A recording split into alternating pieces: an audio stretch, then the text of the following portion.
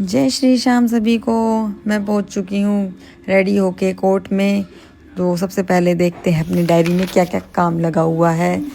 तो डायरी में तो काम सिर्फ हमारी 2 बेल एप्लीकेशन लगी हुई है। उसके बाद मैं देखती हूँ कि आज हमारे नए फाइल कवर आ चुके हैं। फाइल कवर बहुत सारे मंगा रखे हैं, तो अब काम भी बहुत सारा ही करना पड़ेगा।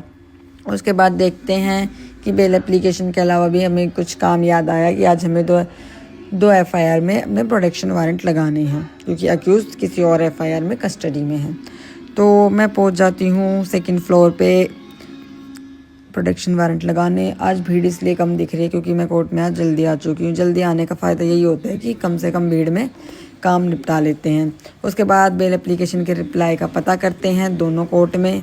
दोनों कोर्ट अलग अलग डायरेक्शन में थी, तो मुझे जाने आने में बहुत टाइम लगा था। तो दोनों में मैंने पता किया, तो मुझे ये पता लगा कि आज अभी तक बेल एप्लीकेशन का रिप्लाई नहीं आया है। तो रिप्लाई आने का हम कर रहे हैं वेट। अब मैं लंच के बाद पता करूँगी। तो लंच के बाद पता किया कि उसमें भी अभी रिप्लाई आने में टाइम लगेगा। तो एक एफआईआर में हमें चालान की कॉपी सप्लाई होनी है, तो चालान की कॉपी लेने के लिए चलते हैं अब दूसरे कोर्ट में।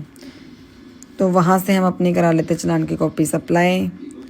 और चालान की कॉपी सप्लाई करने के बाद आज हमें करानी है इसकी बेल। तो हम चल पड़ते हैं बेल पे आर्गूमेंट करने। दूसरी बेल का ये हुआ कि वो उसमें जज साहब हाफ डे में चले गए थे, तो वो बेल आज नहीं हो पाई। अब उसे हमने कल में रखवा लिया है।